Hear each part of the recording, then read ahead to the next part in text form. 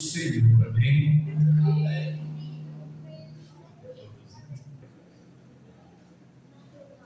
De festa, nós estamos em festa com o Espírito Santo e com o dono da festa, que é Jesus Cristo, amém, irmãos? Eu estou em festa, aqui neste templo, que é de carne. Então, todos os templos estão aqui reunidos para formar o corpo de Cristo, chamado de igreja. Aleluia!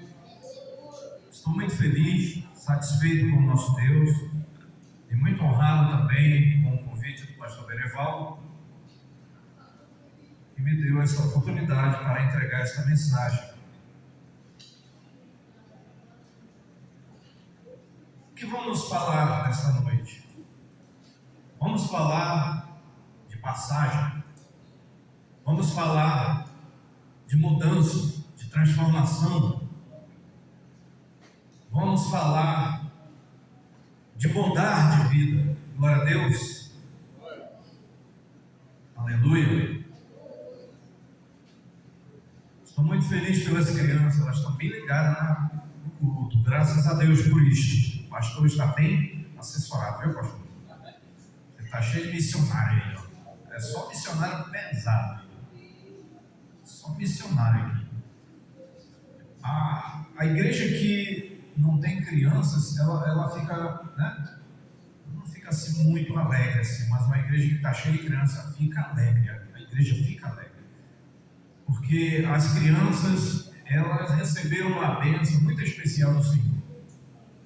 Ele impôs as mãos sobre elas e disse: tu estás no reino de Deus. Olha só aqui, né, pastor? Que honra, né? As crianças receberam. Aleluia por isto. Então, meus amados, sem muita delonga, eu tenho matemática que ela é tanto profunda quanto rica em simbolismo bíblico. Quero falar de dois eventos que acontecem. Um aconteceu com o povo de Israel, outro aconteceu conosco. Aleluia. São dois eventos dentro dessa temática, os seus simbolismos específicos, que a Bíblia vê esses eventos não como fatos isolados, mas como um fio condutor que leva até a redenção humana. O apóstolo Paulo, dentro do assunto que eu vou discorrer nessa noite, ele falou especificamente no livro de 1ª carta aos Coríntios. Você que tem sua Bíblia, por favor, abra na 1ª carta aos Coríntios, capítulo 10. Aleluia. 1 Coríntios, capítulo 10. Como é mistério, como é de uso dos crentes usar a Bíblia, né, Mateus? Vamos usar a Bíblia. Aleluia. Então, o que Paulo vai aqui enumerar, o que ele vai discorrer, ele estabelece o fundamento para o paralelo que eu vou traçar esta noite. Um paralelo interessante, que trata de dois assuntos ao mesmo tempo, mas que na verdade são um só no final, por causa do paralelismo que eles têm em comum. Ou seja, o paralelo da redenção, que une a travessia do Mar Vermelho com o batismo nas águas do crente. Aleluia. Bem, o capítulo 10 diz assim: ora, irmãos, versículo 1, não quero que ignoreis que nossos pais estiveram todos debaixo da nuvem e todos passaram pelo mar. Versículo 2, é aqui que há a junção dos dois assuntos. E todos foram batizados em Moisés, na nuvem e no mar. E todos comeram do mesmo manjar espiritual, e beberam todos de uma mesma bebida espiritual, porque bebiam da pedra espiritual que os seguia. Diga nessa noite, e a pedra era Cristo, aleluia. Oh, glória a Deus. Me dá uma alegria grande falar da palavra de Deus. Irmão, eu estou com saudade de fazer a obra de Deus. Você nem imagina. E eu clamo a Deus essa noite e clamo aos pastores. Por favor, me ajuda a terminar aquele tempo. Eu não aguento mais, pastor. É sério mesmo, eu não aguento mais. Eu estou para explodir de vontade, sabe? Sabe, pastor Rodrigo? Eu fico aqui sonhando em dirigir aquela igreja. Eu não aguento mais. Eu estou assim, estou embriagado, sabe? Eu estou assim. Diz um pastor atrás aí, que ele dizia que ele estava grávido do ministério dele. Parece que eu estou já. Estou com 9 meses. Estou para parir esse ministério. É sério mesmo. Eu não aguento mais ficar, irmão, sem fazer a obra de Deus da forma que Deus nos levantou. Estou aqui fazendo a obra. E dou graças a Deus por isso. Mas eu sei que os pastores estão entendendo o que eu estou dizendo. Quem é pastor não está entendendo o que eu estou dizendo. Não é que eu estou lá fora, não é que eu estou no mundo, não é isso. Eu estou fazendo a obra de Deus, mas eu quero mergulhar. Por enquanto eu estou, como lá em Ezequiel, estou com a água bem aqui, ó. Estou com a água bem aqui, ó. Eu quero mergulhar, eu quero nadar, eu quero ir lá para o fundo mesmo. Eu quero que se concretize isso. Esse projeto na minha vida, da minha esposa. Então, meus amados, dentro desse paralelo da redenção, do Mar Vermelho, das águas do batismo, nós podemos ver que a travessia do Mar Vermelho, feita pelos israelitas, e se os irmãos atentarem bem nos textos bíblicos a respeito daquela passagem, que está em Êxodo, no capítulo de número 14, versículo 15 em diante. Então disse o Senhor a Moisés: por que clamas a mim? Eu já estava assim, né? Dizendo assim: manda o povo atravessar, Moisés. Por que tu está aí clamando, Moisés? Tu já passou o tempo demais orando. Faz alguma coisa. Ele disse: por que clamas a mim? Diz aos filhos de Israel que marchem, aleluia. E tu levanta o cajado e estende a tua mão sobre o mar e fende-o, para que os filhos de Israel passem pelo meio do mar em seco. Aleluia. Eita glória. Aquela é uma ordem, irmãos. Olha a sua responsabilidade, irmãos, do homem de Deus. Ali foi uma outorga de poder. Outorgada. Foi um poder outorgado. É como Jesus dizendo para os discípulos: olha, agora lhes dou autoridade para pisar em serpente, pisar em escorpião, falar em novas línguas, e se tomar algum veneno, vocês não vão morrer, porque o poder estava sobre eles, o poder da autoridade, o poder da outorga. A outorga, irmãos, é o poder de uma concessão.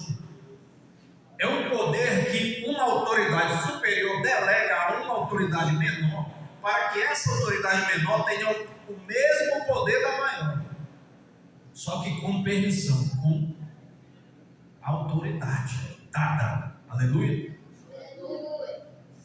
E naquele momento Moisés foi levado até o Mar Vermelho e se viu em aperto. O povo estava cercado pelo exército de Faraó. E o Senhor por isso disse: por que clamas a mim? Diz aos filhos de Israel que marchem. E tu, Moisés, levanta o cajado,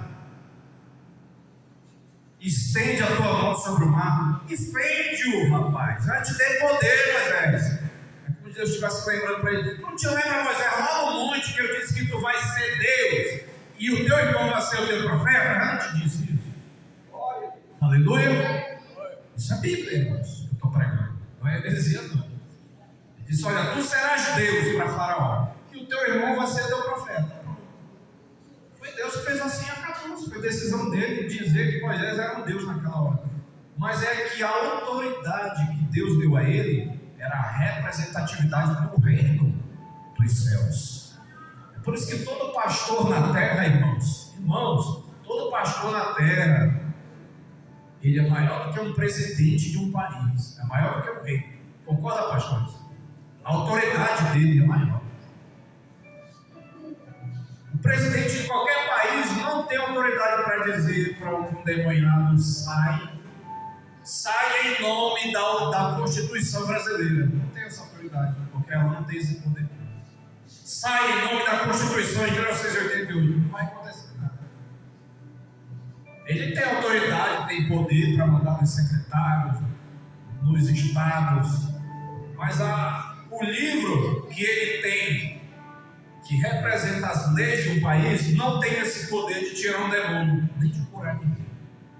Mas ele tem poder jurídico, estatal, isso ele tem. Agora, um crente, um pastor, ou qualquer crente daqui, não só um pastor, qualquer crente, que tenha fé e que está autorizado por Cristo, de fato, porque é um servo de Cristo, ele tem autoridade para expulsar um demônio no nome de Jesus Cristo. Aleluia.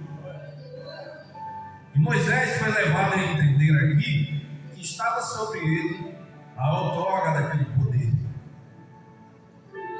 E ele disse: eu vou endurecer o coração dos egípcios, para que entrem nele atrás de Israel. E eu serei glorificado em Faraó, em todo o seu exército, nos seus carros e nos seus cavaleiros. E os egípcios saberão que eu sou o Senhor, quando for glorificado em Faraó, nos seus carros, nos seus cavaleiros. Aleluia. Então, aquilo não foi apenas uma fuga estratégica. Não foi apenas simplesmente Israel atravessar. Não foi simplesmente uma passagem, porque o mar estava atrapalhando. Não era isso, irmãos. Ei, tem um simbolismo ali, mas uma realidade para nós hoje. Ali era uma sombra, mas para nós é uma realidade. O que na verdade estava acontecendo ali, naquela fuga, era o nascimento espiritual do povo de Israel. Aleluia. Era isso, o nascimento deles, como povo de Deus. Quando nós viemos olhar para nós hoje, pelo que nós passamos também um dia, já fomos da impiedade, já fomos do mundo, já estivemos nas coisas do mundo, nascemos do pecado original. Nós precisávamos ser resgatados e ressuscitados espiritualmente. Precisávamos reviver, precisávamos ter vida, mas não a vida biológica apenas, mas a vida espiritual que antes não tínhamos, porque o pecado nos fazia separação entre nós e o Todo-Poderoso. Mas da mesma forma como Israel, nós também tivemos que passar por um momento de passagem. Tivemos que experimentar isso. Da mesma forma que Israel nasceu espiritualmente, como diz o apóstolo Paulo aqui, eles foram batizados na água e na nuvem, aleluia. Nós também fomos batizados na água e no Espírito, glória a Deus. Então, dessa forma, o batismo em Cristo não é apenas um ritual, não é apenas isso. Não é apenas uma coisa que tem que acontecer porque está dentro de uma liturgia, ou porque está dentro de um processo litúrgico. O nosso batismo nas águas, irmãos, é o nosso novo nascimento, glória a Deus. É o que está mostrando para o mundo, fisicamente. Porque espiritualmente nascemos em Cristo quando recebemos Ele como Salvador. Mas o batismo nas águas mostra para o mundo que nós somos nascidos de novo.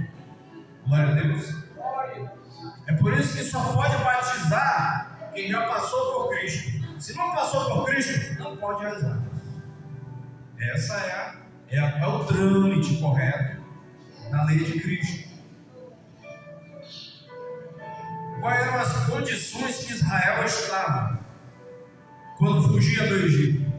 Eles passaram 400 anos como escravos, porque já tinha sido profetizado para Abraão, em Gênesis 12, Abraão, tu serás pai de muitas nações, de ti vai sair nações, mas o teu descendente, aquele que eu vou suscitar de ti, vai sofrer por 400 anos, numa terra distante, numa terra estrangeira. Mas depois desses 400 anos eu vou libertar esse povo.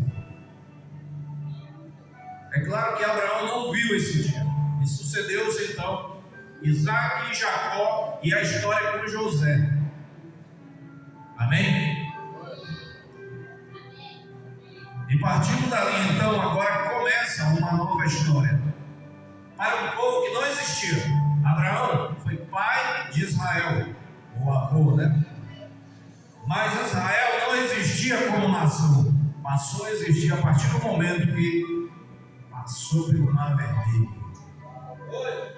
Então a identidade de Israel se solidifica então naquela passagem.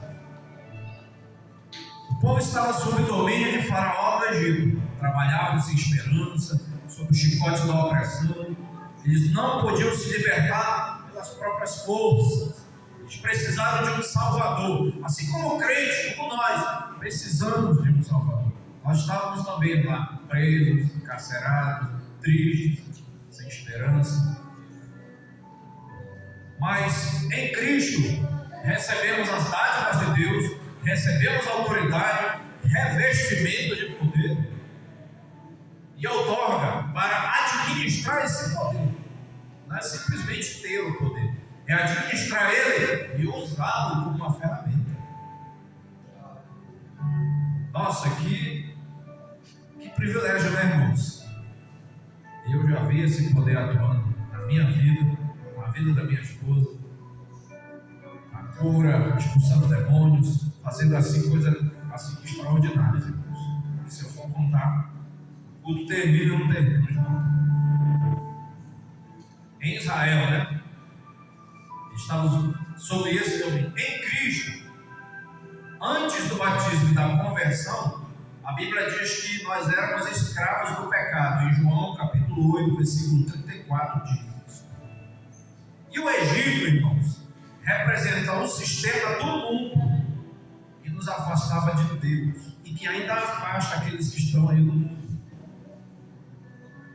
Nós tivemos neste último carnaval agora, né? Nos chamaram de conservadores enlatados, não é isso, pastor? Nós estamos agora dentro de uma latinha, pastor Domingos. Botaram nós dentro de uma lata, mas isso não é ruim, não. Eu prefiro estar enlatado no conservadorismo do que esparramado na sujeira da lama desse pecado do mundo. Está por aí pelo mundo. Eu prefiro estar conservado pelo Espírito Santo, glória a Deus, do que derramado no vômito do pecado. Glória a Deus. Aleluia. Eles não sabem o que é conservadorismo cristão. Eles não sabem o que significa estar em Cristo e liberto do pecado, liberto da escravidão. Aleluia. Houve um sangue que antecipou a travessia do Mar Vermelho ao povo de Israel. O sangue do cordeiro, a qual Deus, instruindo Moisés, disse: olha, Moisés, mata o cordeiro por família, pega o sangue desse cordeiro e coloca na verga da porta, porque nessa noite eu passarei, e toda a porta que tiver o sangue do cordeiro, eu me lembrarei de que é alguém que está protegido por esse sangue. Mas a porta que não tinha, irmãos, morreu todo o primeiro filho de cada família, inclusive o filho de Faraó. E foi isso que desencadeou a impaciência de Faraó, e ele desistiu então de perseguir Israel, de estar mantendo Israel, aliás, preso, escravo. Veio a libertação. Mas antes de Israel atravessar o mar, houve um evento muito importante, que este aqui hoje à noite lembra esse evento também. Houve a Páscoa. Embora nós estamos fazendo aqui a Páscoa, mas esse evento lembra alguns itens da Páscoa, e o principal deles é o sangue do Cordeiro. Simbolicamente, a Páscoa representa isso aqui, na realidade, porque lá morreu o Cordeiro, tinha o sangue, alguém se alimentou para que fosse feita uma lembrança daquilo como ritual, para que em Cristo isso viesse se tornar real para nós, pelo Cordeiro real, não pelo Cordeiro que morreu em Israel, mas pelo Cordeiro que morreu lá em Jerusalém, pregado numa cruz. Aleluia. Então veio o sangue do Cordeiro nos umbrais das portas e garantiu que a morte não nos tocasse. Mas em Cristo é preciso que alguém desça as águas do batismo, mas para isso ninguém desce sem antes ter sido lavado pelo sangue do Cordeiro de Deus. O sacrifício de Jesus é o que nos dá o direito de buscar a liberdade, aleluia. Então digamos essa noite, aleluia, eu sou livre em Jesus Cristo. Nós somos livres. E o inimigo não tem poder sobre nós. Dentro disso, aí vem então agora a travessia. Israel atravessou. O crente também, irmãos, tem a travessia dele. Quando o exterminador, o anjo do Senhor, o exterminador, passa andando nas ruas do Egito, ele vai olhando e vendo onde está o sangue. Mas aonde não tinha, aí ele entrou lá. Ele entrou sem dar recado nenhum, sem dizer nada, só foi tirando as almas do primeiro filho de cada alma. Veja só, na nossa travessia,